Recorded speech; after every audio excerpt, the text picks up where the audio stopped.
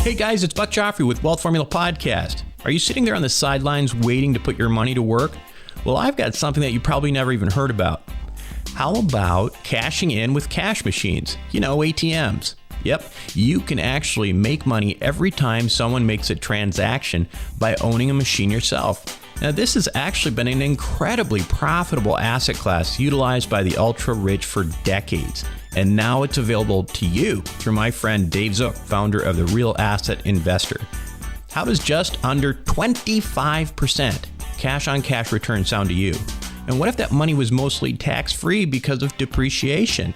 Sounds too good to be true, right? Well, it isn't. Dave's ATM team has a tremendous track record that has consistently outperformed even these impressive pro formas.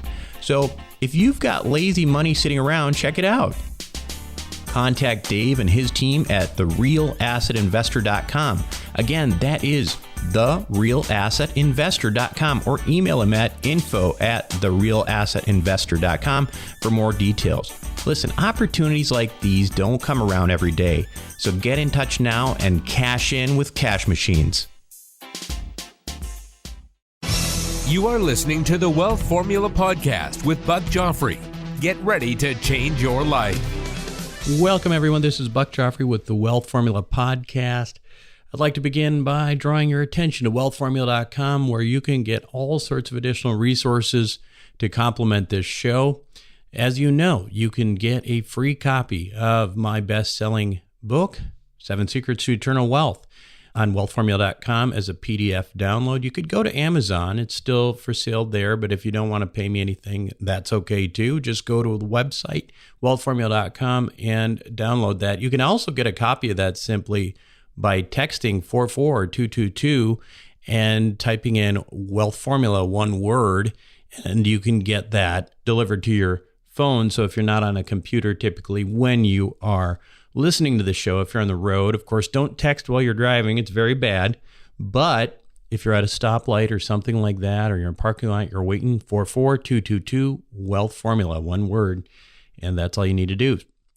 You can also get lots of other resources at wealthformula.com. Obviously, one of the things that people like doing is getting the free copy of George Newberry's book, Burn Zones. That is an actual book that he will send you if you give him your address. And all you have to do is, again, it's on the site, click on the Burn Zones icon. This is the book that all aspiring real estate investors must read, especially those who are interested in larger projects. It shows you the good, the bad, the ugly, and check that out. So George, as you know, George Newberry and his fund, American Homeowner Preservation, are sponsors of ours. American Homeowner Preservation buys failing mortgages from banks at pennies on the dollar, turns around, instead of kicking people out of their homes, they rent them back, rent to own. Ends up being a great business model. American Homeowner Preservation offers approximately 12% return on investment. Great opportunity. Check that out, American Homeowner Preservation. That's ahpfunding.com. Again, that's ahpfunding.com. Now, if you haven't figured out, I believe that investing is a team sport, right? And it is like team sports. It can be fun and rewarding, especially when you win. And even thinking about it and strategizing it the way we do here. And, you know, I talk to investors in my investor club all the time. For those of you who don't know, if you are an accredited investor, meaning you make $200,000 per year, or $300,000 filing jointly, or you have a net worth of $1 million outside of your residence, we do have an investor club, which you can sign up for too. And I talk to people typically right after people sign up. We have a quick introduction call, and we find out where people are, what they're interested in. And I can hear the frustration of those interested in investing outside of the equity markets because they have no idea where to start. You know, where do you turn? They know that they want something different, but they don't know exactly what it is or how to start or who to trust or whatever. Does that sound like you? Well, I have spoken about this in the past, but the key in this endeavor, the starting place, is to find your team, or perhaps better to call it a tribe. I mean, you need to be around people who you know, like, and trust, and you need to be around people who have different skill sets than you do. That is the power of a team and that kind of tribe, and it is priceless. Listen, most of you are on an island, and I get that. To a certain degree, that's why I started this podcast, because you're successful and you live amongst other successful individuals. However, you don't buy into the conventional wisdom of personal finance that your colleagues believe in. So you listen to shows like mine or other shows, for alternative thinking, for thinking sort of outside of conventional wisdom. And that's a great place to start, but there is no replacement to actually get out there and actually meet other people in real life of like mind. Over time, what we will do is we will start to have our own live events, perhaps as early as next year. Now, the power of tribal investing is perhaps no more evident than in the area of angel investing. Angel investing has, I'm sure, have some sense, create an enormous amount of wealth in this country. However, if you don't know what you're doing, you will guaranteed get raked over the coals. Now, the good news is that tribal investing is alive and well in the area of angel investing.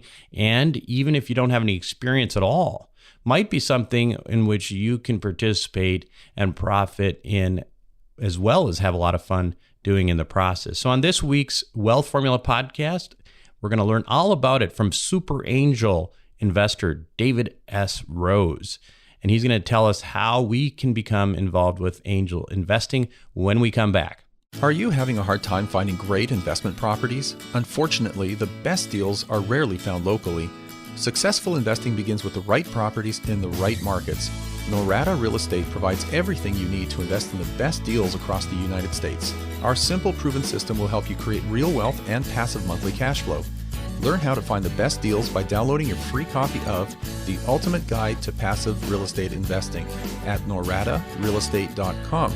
That's NORADA realestate.com. Welcome back, everybody. Today, my guest is David S. Rose. Now, he is an Inc. 500 CEO, serial entrepreneur, and angel investor who has funded over 100 pioneering companies. He's the founder and chairman emeritus of New York Angels, associate founder of Singularity University, managing partner of Rose Tech Ventures, co-founder of Area Accelerator, and founder and CEO of Gust, the global platform connecting 500,000 entrepreneurs with over 2,000 investment organizations. Now, David has been described by Forbes as New York's Archangel, by Business Week as a world-conquering entrepreneur, and by Red Herring Magazine as a patriarch of Silicon Valley. He is the New York Times best-selling author of both Angel Investing, The Guide to Making Money and Having Fun in Startups, and The Startup Checklist, 25 Steps to Scalable High Growth Business. David, thank you so much for being on Wealth Formula Podcast today. It's my pleasure. So tell us a little bit about your story. I mean, how did you end up being an angel investor? Oh, I started as an entrepreneur. So I am a serial entrepreneur, having started my first company as a child and then started companies in high school, college, graduate school, and eventually one of the companies that I started after business school and after brief careers in government and real estate was a technology company that was doing paging software for the paging industry. And that got to be pretty big. And then the internet came along and we turned it into a wireless company doing wireless internet broadcasting in the early days of the internet. And that got very, very big. And then along came the dot-com crash. And all of a sudden it got very, very small. At which point the long-suffering spousal authority, who had been following this entrepreneurial path for a number of years, said, okay, that's it. Your entrepreneurship card is revoked. So no more starting companies. So I found myself, after a decade or more, having started early stage companies, beached, as it were, and no longer able to start companies. So the only logical thing to do at that point was to invest in other people starting companies.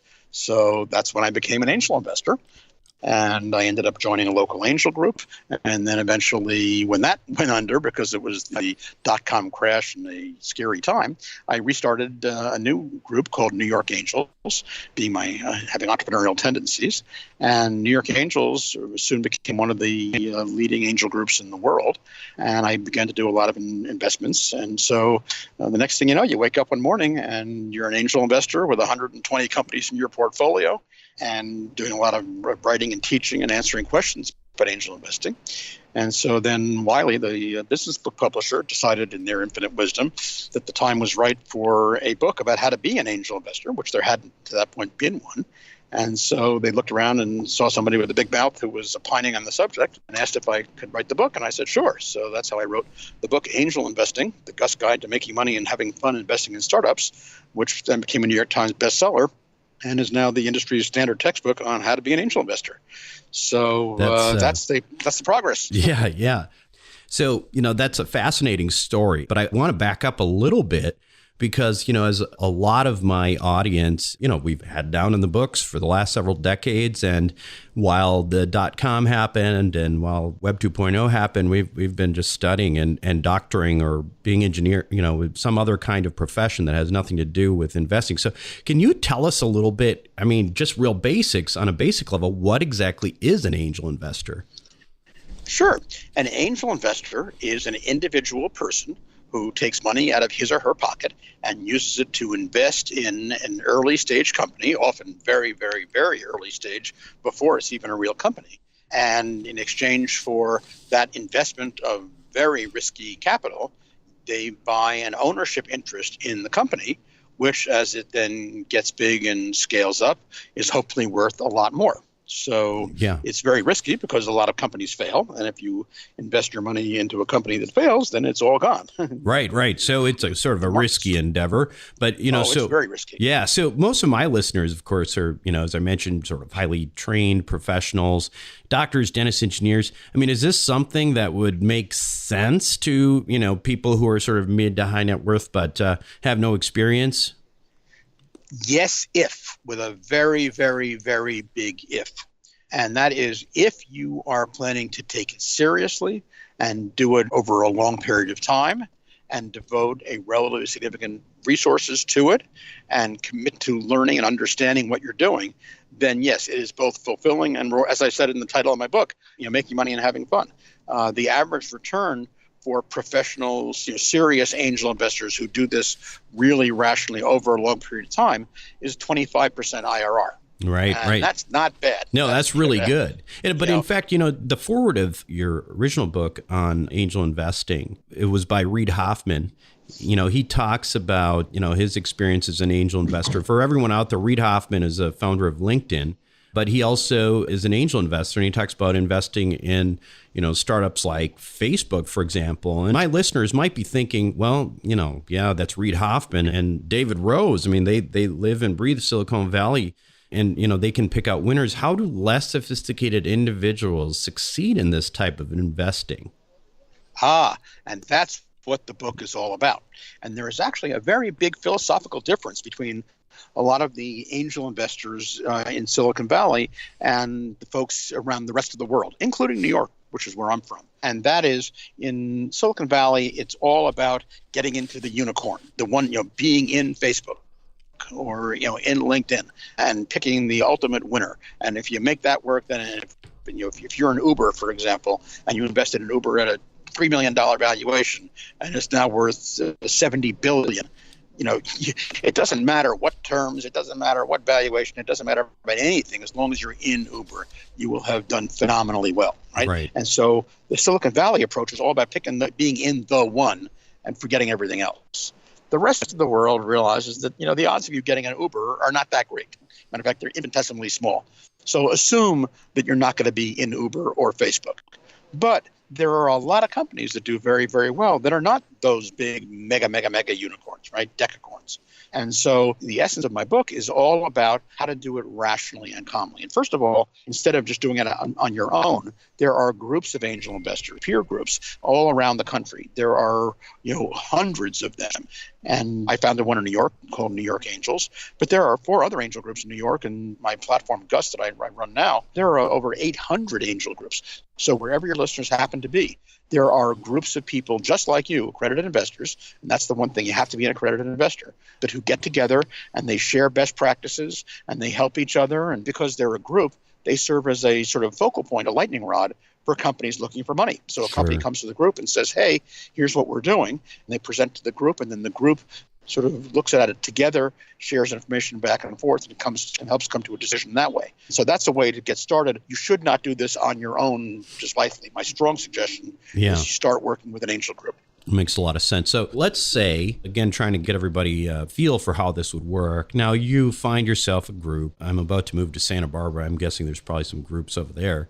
And you get into the group and you're interested in this and you get involved. Now, how much money do you typically need? I mean, in your typical investment, say you're somebody who's an accredited investor and you make maybe mid six figures, you might have some money that you're willing to play with every year and that sort of thing, and you want to get involved. How much money do you really need to get involved? So as a general guideline, you should not be investing more than 10% of your investable assets into this class. It's a very risky class. It's a lot of fun. The rewards can be very big, but you can also lose everything, right? So do not invest more than 10%. So start with there and then scale backwards, right? So whatever your investable pot is, allocate 10% of that.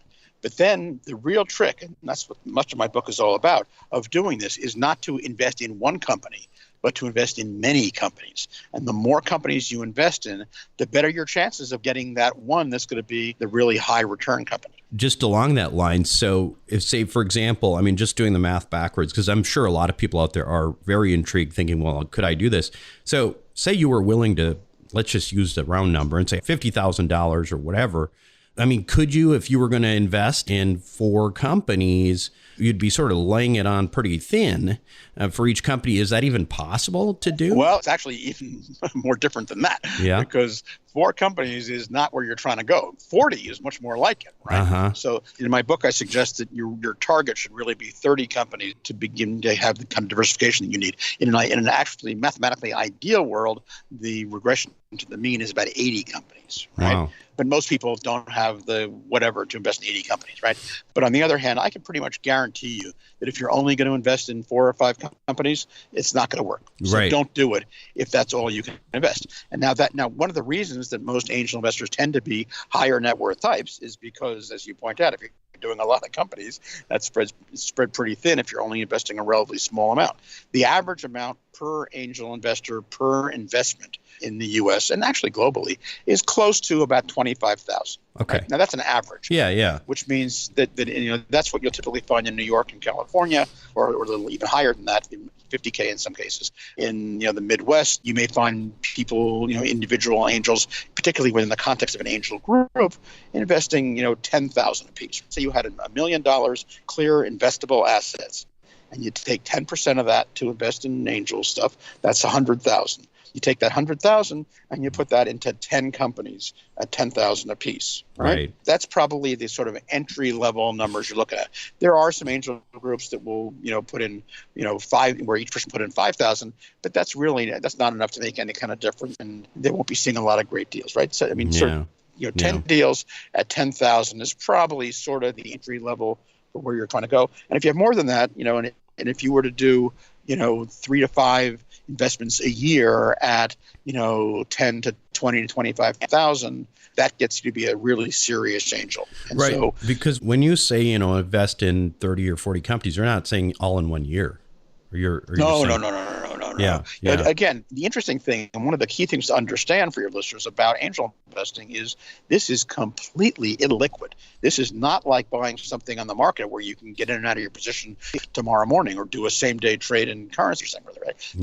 The average hold for an angel investment in the United States now is close to 10 years. Wow. So that means this money comes in and it ain't coming out. It's totally illiquid. So you're not putting your kid's college fund in here. You're not putting your retirement fund in here. This is purely discretionary investing cash. You're prepared to intellectually write off and then come back and visit in 6, 7, 8, 9, 10 years and see what happens. So because it's a long haul investment period, you also shouldn't be investing in everything at one time, right? You want to do it rationally over time. There's a joke in the angel industry that a new angel investor absolutely loves 1 out of the first 10 deals that he sees. Right. And then as he gets to be a little more sophisticated, he really loves one out of the first 100 deals that he sees. Right. And he gets to be a pro. He really loves one out of the first 1,000 deals he sees. So Right. as you go through, you get more sophisticated, you get better at judging these kinds of things. So no, you don't want to blow all your wad up front in 1 year, but typically doing, if somebody was to do, 3 to 5 deals a year over, 5 to 10 years on an ongoing basis. And you do it because this is not purely economics, although that's the primary driver. You do it because you want to do it. It happens to be an enormous amount of fun. Yeah. There are all kinds of externalities. You meet great people with the entrepreneurs. You learn about all these new technologies. You're at the forefront of what's happening in the world. You meet great fellow investors. There are all kinds of reasons to do it, of which the first is economic. But if it's only economic, go put your money somewhere else.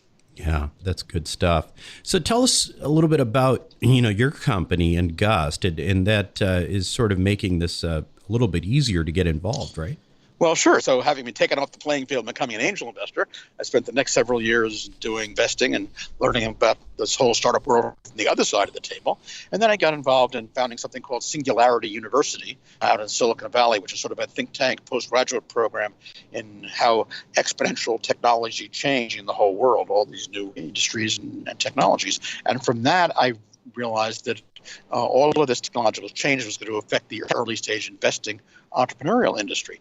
And so I finally got permission to start another company from the boss and started a company which is now called Gust, which is the back-end online internet-based platform for angel investors and entrepreneurs. So Gust is the tools platform that powers most of the angel groups in the world. So if you join a local angel group in New York or anywhere else, the odds are that they will be running Gust. And when companies apply for funding, they apply to the group through Gust. And so it's a tools platform that lets angels collaborate on investment.